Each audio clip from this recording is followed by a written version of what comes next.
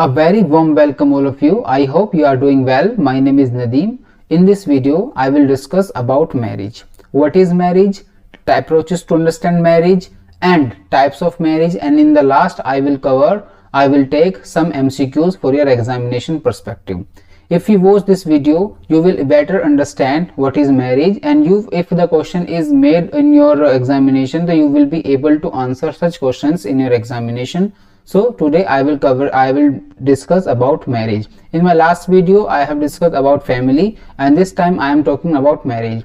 As you are aware that I am covering the UGC, I am covering SWAT PG MSW syllabus. The unit 1 talks about social concepts. So social concepts like family, marriage, community, neighborhood, culture, traditions, clan, etc.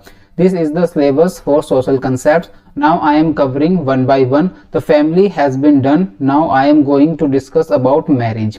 In this video, you will understand marriage, its types and different approaches, and the most important thing is MCQs. I have uploaded 10 MCQs for you in this video. I hope you will answer those questions, those MCQs in comment box. Okay, so let's start. So firstly, we will understand the definition of marriage. So marriage is a legal and social institution that binds two individuals together as a partner in personal relationship. It means to say कि शादी क्या है? शादी है एक legal और social institution. जैसे कि हम समझते हैं marriage is A social institution. Marriage जो है एक सोसाइटी में सोशल इंस्टीट्यूशन का दर्जा रखता है, और मैरिज एक बहुत इंपॉर्टेंट पिलर है, बहुत इंपॉर्टेंट इंस्टीट्यूशन है इन सोसाइटी के अंदर, जो कि परफॉर्म किया जाता है एवरी इंडिविजुअल के थ्रू. ये एक्सपेक्ट किया जाता है हर इंडिविजुअल से उसको परफॉर्म करने के लिए. ठीक है, तो मैरिज क्या है? एक लीगल और सोशल इंस्टीट्यूट है जो क्या करता है? बाइंड करता है दो इंडिविजुअल पार्टनर्स को for their personal relationship. Okay, the nature and meaning of marriage can vary across culture and religions, and different philosophical and legal approaches to marry have emerged over a time. जो marriage का concept है वो culture के, religion के according different हो सकता है, very कर सकता है उसकी फिलोसॉफिकल और लीगल अप्रोचेस को, क्योंकि ये शादी का जो कंसेप्ट है बहुत पुराना चलता हुआ आ रहा है हमारे बीच में, और ये ओवर द टाइम इमर्ज हुआ है. अब हम शादी का हमने डेफिनेशन को समझा, इसके सोशल लीगल कंसेप्ट को समझा. अब थोड़ा सा समझते हैं इसके डिफरेंट अप्रोचेस को. शादी की अप्रोचेस क्या है? ठीक है, तो अप्रोच क्या है, डिफरेंट अप्रोचेस ऑफ मैरिज क्या है? तो पहली मैरिज की डिफरेंट अप्रोच है traditional approach. If you are understanding about the marriage, तो firstly we should understand what is the traditional approach of marriage. This approach views that marriage क्या है कि रिलीजन और कल्चरल इंस्टीट्यूशन है जो कि बेस्ड है कुछ वैल्यूज पर. कैसी वैल्यूज? वो वैल्यूज हो सकती हैं लव हो सकता है, कमिटमेंट है, फैमिली, ये इन सब वैल्यूज पर क्या है? बेस्ड है. कौन ट्रेडिशनल अप्रोच इसकी बात करता है कि जो मैरिज है वो कुछ वैल्यूज पर बेस्ड है. वो जो वैल्यूज क्या है? वो लव, कमिटमेंट एंड फैमिली. और ये एम्फसाइज करता है कि लाइफ लॉन्ग फिडेलिटी और प्रोक्रिएशन का एक यूनियन है दो इंडिविजुअल के बीच में. ठीक है, ये क्या है? ट्रेडिशनल व्यू या traditional approach to look into the marriage. अब अगर हम बात करें लीगलिस्टिक अप्रोच की, तो legalistic approach views marriage as a legal contract between two individual. अब यहाँ पर कानूनी तरीके से देखा जाता है कि शादी क्या है कि दो लोगों के बीच में कॉन्ट्रैक्ट है. ठीक है, जो क्या देता है, तो एक दूसरे को अधिकार भी देता है और साथ में उन पर कुछ ऑब्लिगेशंस भी होते हैं एक दूसरे के ऊपर. ये बात करता है, मेजरली एम्फसाइज करता है legal requirements for the marriage. यानी कि लीगल रिक्वायरमेंट्स क्या है शादी के? पर्टिकुलर एज होना चाहिए कि लड़की के, अगर हम इंडिया के कॉन्टेक्स्ट में बात करें, कोई लड़की की होनी चाहिए 18 और लड़के की होनी चाहिए 21 शादी के लिए. ओके, कंसेंट की बात करें, दोनों के बीच में कंसेंट होना चाहिए, और दोनों capacity to enter into a contract, दोनों के अंदर कैपेबिलिटी होनी चाहिए उस कॉन्ट्रैक्ट के अंदर आने के लिए. क्या है? लीगल अप्रोच है शादी को देखने का. और प्रैग्मेटिक अप्रोच कहती है, प्रैग्मेटिक अप्रोच कहती है कि अप्रोच व्यू शादी को ऐसे देखती है कि ये प्रैक्टिकल डिसीजन है, कुछ प्रैक्टिकल डिसीजन है जो कि बेस्ड है किस फैक्टर्स पे? फाइनेंशियल स्टेबिलिटी, सोशल स्टेटस और फैमिली ऑब्लिगेशन के. पर्टिकुलर सोशल स्टेटस के लिए या फिर फैमिली ऑब्लिगेशंस की वजह से या फिर फाइनेंशियल स्टेबिलिटी लाने के लिए कि क्या किया जाता है? शादी की जाती है. शादी जैसे इंस्टीट्यूशन को जो है इंडिविजुअल प्रैक्टिस करते हैं. It emphasize the importance of finding a partner who can provide economic and social benefit.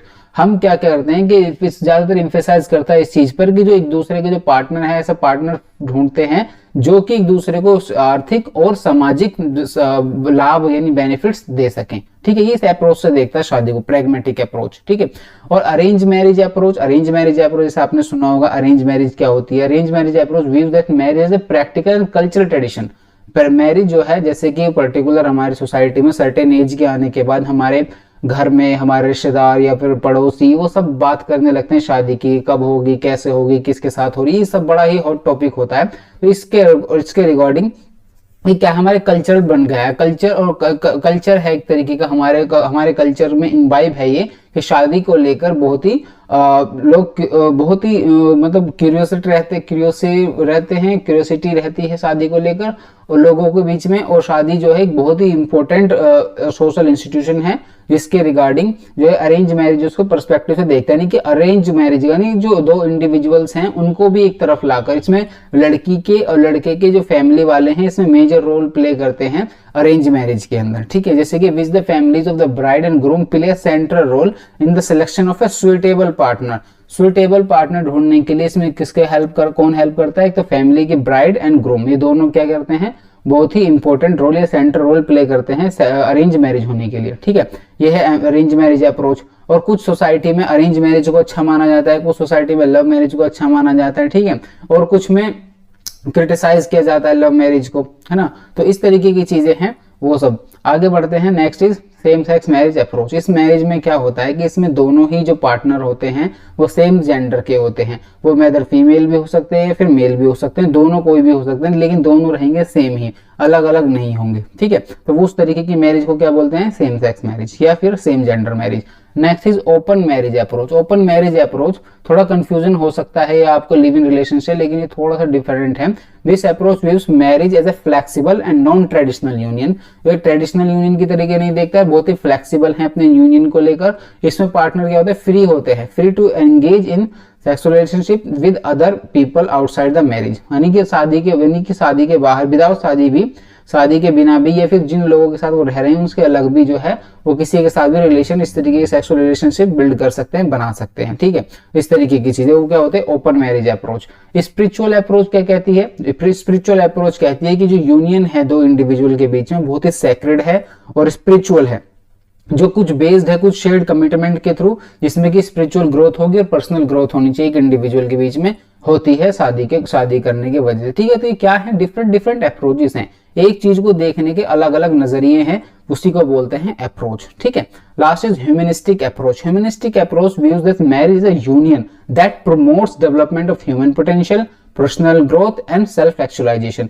यानी शादी जो है ह्यूमनिस्टिक अप्रोच के पॉइंट ऑफ व्यू से अगर हम बात करें तो शादी क्या करती है? डेवलप करती है कि ह्यूमन पोटेंशियल को, पर्सनल ग्रोथ को और सेल्फ एक्चुअलाइजेशन की तरफ हम जो है बढ़ते हैं। आपने सेल्फ एक्चुअलाइजेशन मैस्लो की नीड हायरार्की में भी देखा होगा, जो टॉप मोस्ट जो लास्ट होता है, लास्ट माइल होता है किसी भी नीड हायरार्की में, वो होता है सेल्फ एक्चुअलाइजेशन। ठीक है, तो ये ह्यूमनिस्टिक अप्रोच है शादी को देखने की, जिससे क्या हो रहा है कि डेवलपमेंट हो रहा है, इंडिविजुअल का पर्सनल ग्रोथ हो रही है और सेल्फ एक्चुअलाइजेशन की तरफ बढ़ रहे हैं। ये ह्यूमनिस्टिक अप्रोच है शादी को देखने की।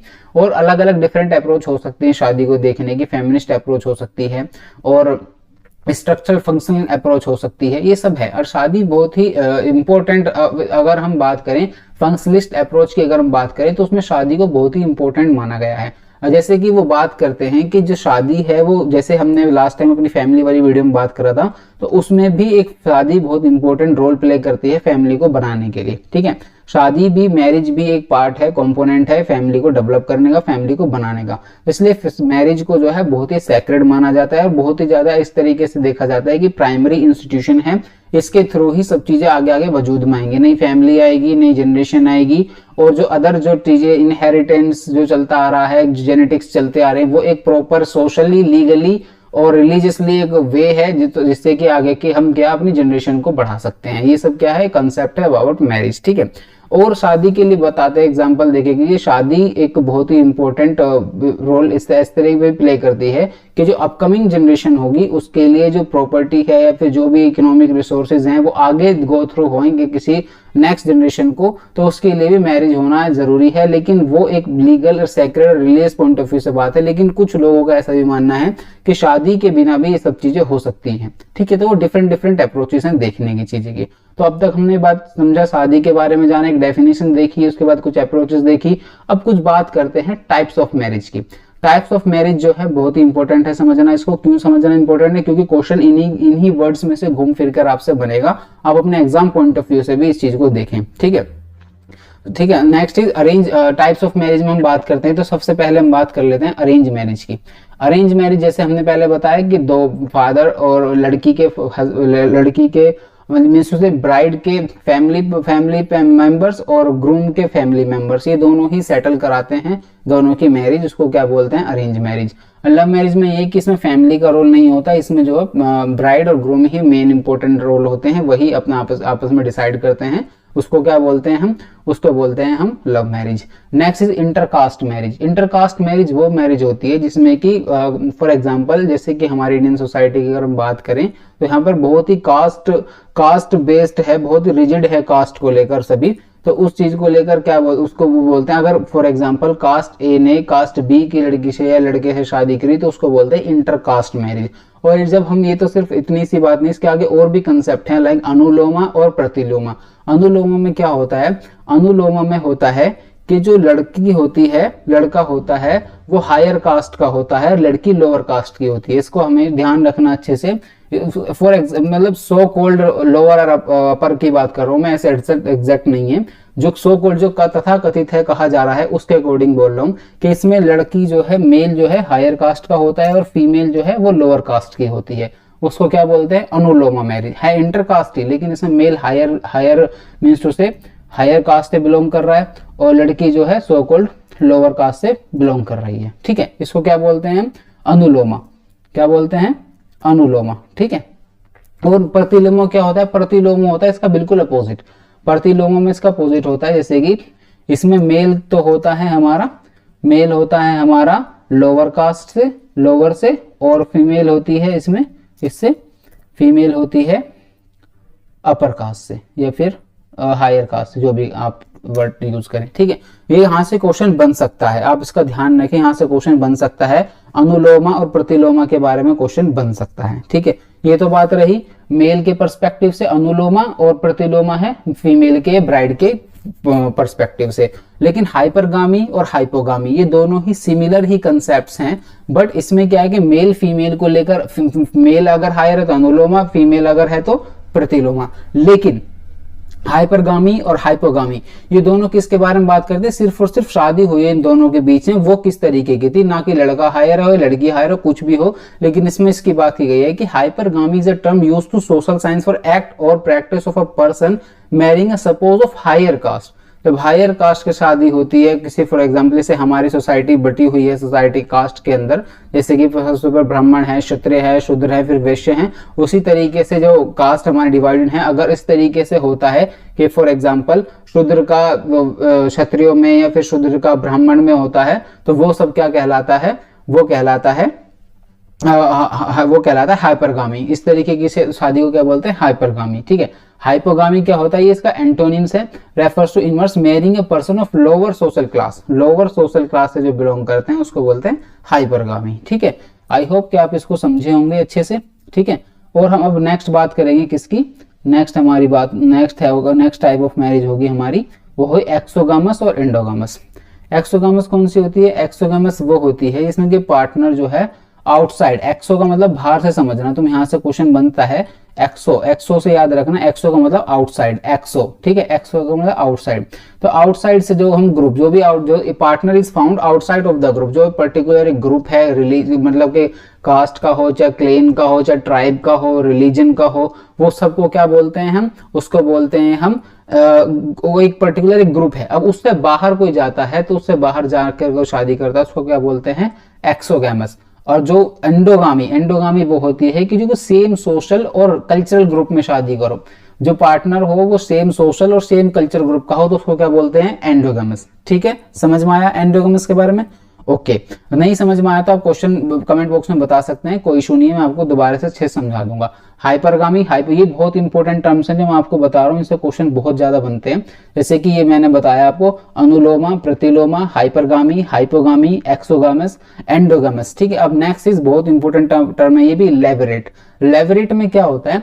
लेवरेट में ये होता है कि सपोज करो दो इंडिविजुअल की शादी हुई, मेल और एक ब्राइड एक ग्रूम है। ठीक है, जो ब्राइड है और एक ग्रूम है। अब मानो सपोज करो कि ग्रूम की डेथ हो जाती है, जो ब्राइड की शादी फिर किससे कर दी जाती थी? उस ग्रूम के भाई से कर दी जाती है, तो उसको क्या बोलते हैं? लेवरेट। उसको क्या बोलते हैं? अगर हम अपने लैंग्वेज में बात करें, लोकल लैंग्वेज में बात करें, जैसे कहते हैं कि देवर के साथ शादी हो जाती है अगर हस्बैंड की डेथ हो जाती है, तो उसको क्या बोलते हैं? उस टाइप की मैरिज को क्या बोलते हैं? उसको बोलते हैं लेवरेट। क्या बोलते हैं?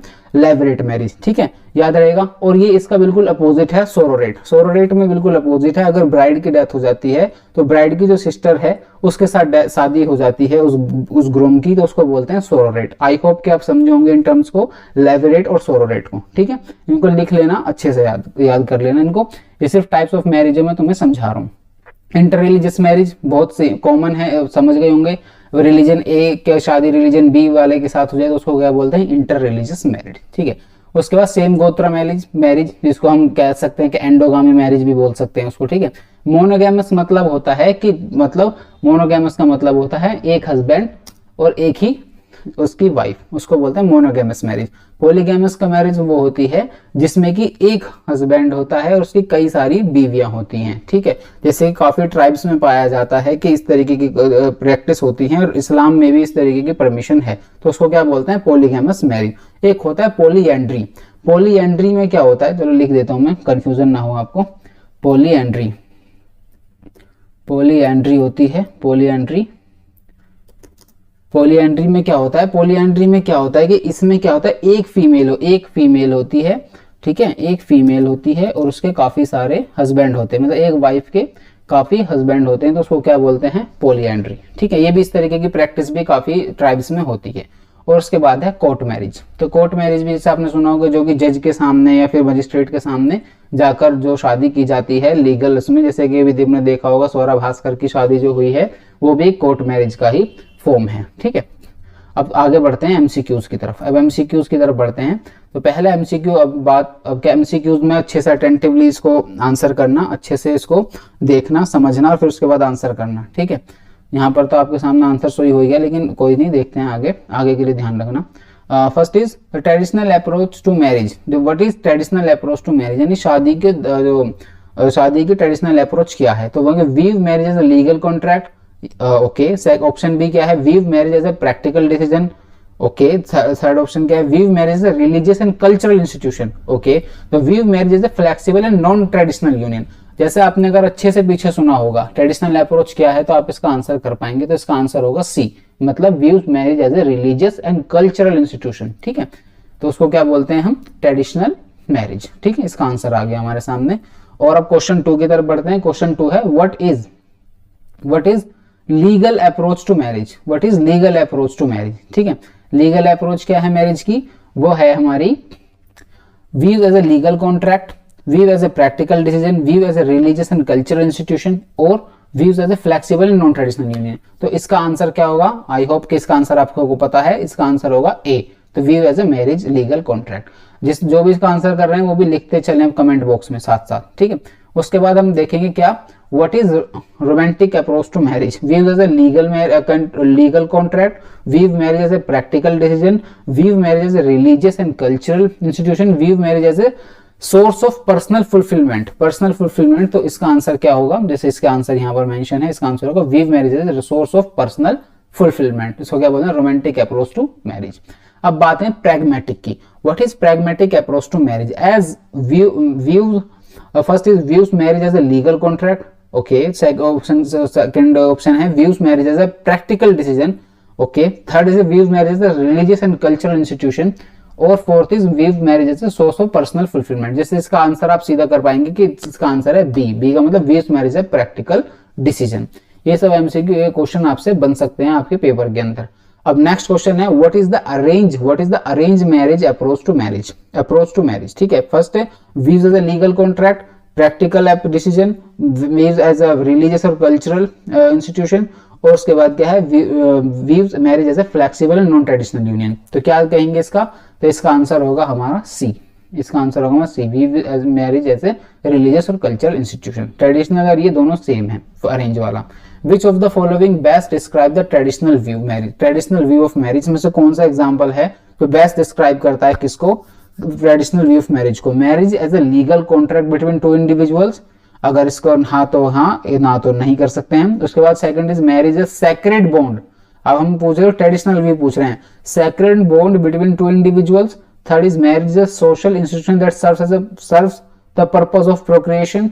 And option D is marriage is a personal choice that is entirely up to the individuals involve. ये ट्रेडिशनल व्यू पूछ रहे हैं आपसे, तो ट्रेडिशनल व्यूज क्या होगा इसका, ट्रेडिशनल व्यूज होगा इसका सी, ट्रेडिशनल व्यूज होगा इसका सी, क्योंकि marriage as a social institution that serves purpose of the procreation, ये क्या है, ट्रेडिशनल व्यू है शादी का, ठीक है। और ये सैक्रेड बॉन्ड भी इसमें थोड़ा कंफ्यूजन है, थोड़ा इसका कंफर्म कर लेंगे। सैक्रेड बॉन्ड की रिलीजियस पॉइंट ऑफ व्यू से भी आता है, लेकिन सैक्रेड रिलीजियस का आता है मेजरली, लेकिन इसमें ये देखना social institution serve as a purposeful procreation, ये सी, इसका सी आंसर होगा सी, ठीक है। Next is which of the following is a key feature of arrange marriage, arrange marriage का की फीचर क्या है, इसमें ये है the individuals involve have complete freedom to choose their partner, क्या यही है, हाँ तो हाँ, नहीं तो आगे बढ़े। The decision is to marry is based on romantic love, yes और no. Third is the families of individuals involved play a significant role in arranging the marriage. And D, arranged marriage as illegal in most countries. तो इसमें क्या होगा, इसका है C, तो इसका answer क्या होगा C। Next is which of the following best describe the feminist approach to marriage, जैसे मैंने आपको बताया था feminist approach भी होती है, तो family approach talks about marriage is a necessary institution for creating stable families. Okay, next statement देखते हैं, marriage reinforces gender inequality and should be एबोलिश्ड, यानी ये कहते हैं कि जो मैरिज जो है क्या है, वो रीइंफोर्स करती है जेंडर इनइक्वालिटी को, और ये जो है खत्म होनी चाहिए, शादी जैसा इंस्टीट्यूट जो है खत्म होना चाहिए, क्या ये डिस्क्राइब करते हैं फेमिनिस्ट अप्रोच को। Third is marriage should be reform to ensure equal rights and opportunity for both partners, ये है इसका सी। और डी ऑप्शन है इसका, marriage is a personal choice that should be left to the individuals involve. तो इसका best answer क्या हो सकता है, तो best description of feminist approach is C, marriage should be reformed to ensure equal rights and opportunity for both partners, ठीक है। इसका next question is which of the following best describe the which of the following best describe the historical purpose of marriage in many cultures, ध्यान रखना many cultures की बात कर रही हैं।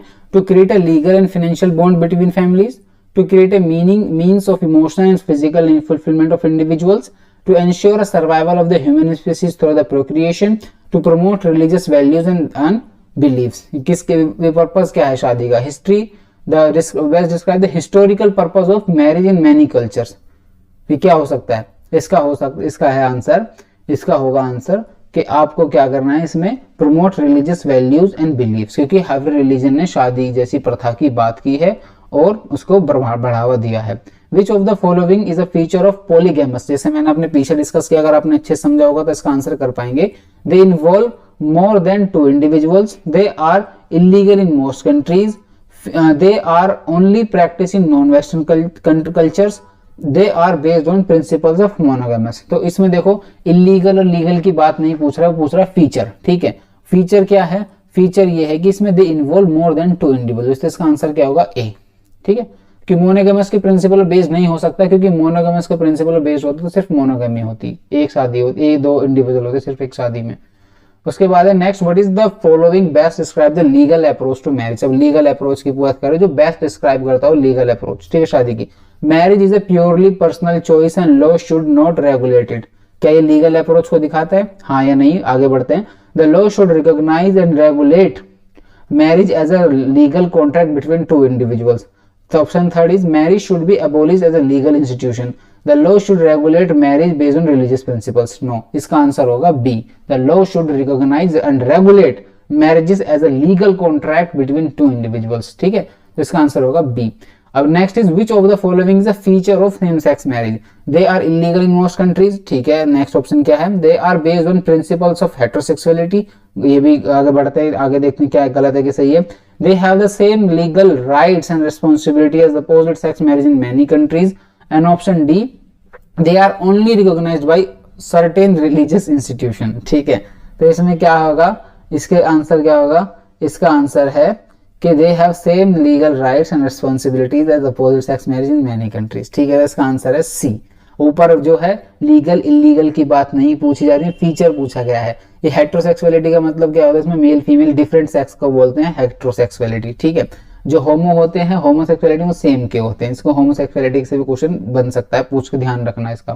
ठीक है, next question is which of the following is the feature of common law marriage. Common law marriage they are based on legal contract between two individuals. They are only recognized in certain countries. They provide same legal rights and responsibilities as traditional marriage. They do not require a formal marriage ceremony or legal registration. तो option A है इसका सही answer. They are based on legal contract between two individuals. Main feature of common law marriage. ठीक है, Which of the following the best describe the religious approach to marriage? Religious की क्या, religion की क्या approach है, religion किस तरीके से देखता है शादी को, रिलीजन कैसे देखता है शादी को, रिलीजन देखता है marriage is A purely personal choice and religion should not regulate it. क्या रिलीजन इस तरीके से देखता है, हाँ या नहीं? आगे बढ़ते हैं, ऑप्शन और क्या कहते हैं, marriage is a necessary institution for fulfilment religious obligation. Option B ये कहता है।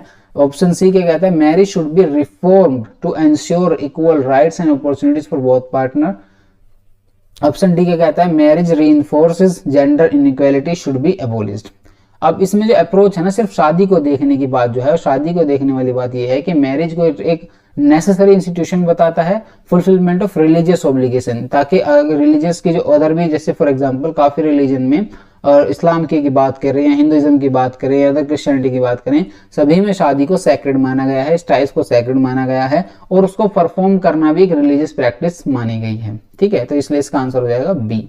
अब next question is, next last but not the least, Which of the following best describe the modern approach to marriage? अब modern approach पूछ रहे हैं marriage की क्या है, तो marriage is a lifelong commitment is based on romantic love. ठीक है, lifelong commitment is based on romantic love.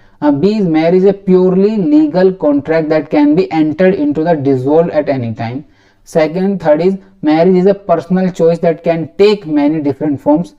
Third is marriage is outdated institution is no longer relevant in modern society. ये modern approach पूछ रहा है society की, तो इस marriage की, तो इसमें दो ऑप्शन आ रहे हैं। दो ऑप्शन क्या है, सी और डी। मैरिज देखो पहला वाला तो नहीं होगा, ठीक है, दूसरा वाला की life long commitment modern approach में नहीं होगा। Marriage a purely legal contract can be entered into dissolve at any time. उसके बाद marriage is a personal choice that can take many different forms. Okay, ये मॉडर्न अप्रोच हो सकती है। उसके बाद क्या है, marriage an outdated institution that is no longer relevant in modern society. ये भी मॉडर्न अप्रोच हो सकती है कि शादी जैसी चीजें नहीं देखनी है, लिव इन रिलेशनशिप में रहना है टाइमली, उसके बाद अपने हिसाब से कभी भी इसे खत्म कर दो, कभी भी आ जाओ, तो ये तुम्हारे ऊपर बात है। ठीक है, ताकि बाइंडिंग्स ना रहे इन चीजों को लेकर। तो इसका आंसर क्या हो सकता है, इसका आंसर आप कमेंट बॉक्स में बताएं मुझे। ठीक है, इसमें मैं भी थोड़ा कंफ्यूज हूँ, बाई श्योरली कह रहा हूँ, तो टू बी ऑनेस्ट, तो इसमें भी मैं भी थोड़ा कंफ्यूज हूँ इसका आंसर में। बाकी मैं इसका आंसर तो मैं देख के बता दूंगा, और जो आपको लगता है इसका आंसर मुझे एक बार जरूर दें कमेंट बॉक्स में, जो आपको लगता है इसके क्वेश्चंस के भी यहाँ पर। ठीक है, तो thank you so much, thanks a lot for being here. ठीक है, बहुत बहुत शुक्रिया यहाँ तक बने रहने के लिए। और अब क्या है, अब ये वीडियो यहाँ पर एंड हो गया है। अब हमारी सेकंड वीडियो अपलोड हो चुकी है अबाउट मैरिज। अब जो हमारी नेक्स्ट वीडियो आएगी वो आएगी कम्युनिटी के ऊपर। अगर आपका सपोर्ट, आपका रेस्पॉन्स काफी अच्छा रहा, आपने अच्छे से शेयरिंग किया, वीडियो को लाइक किया, सब्सक्राइब किया, चैनल को कमेंट किए, तो मैं आपका मुझे लगेगा कि आप भी एक्टिवली काम कर रहे हैं, ताकि मुझे भी मोटिवेशन मिले आगे वीडियो बनाने का। तो thank you so much for being here, है ना। बाय।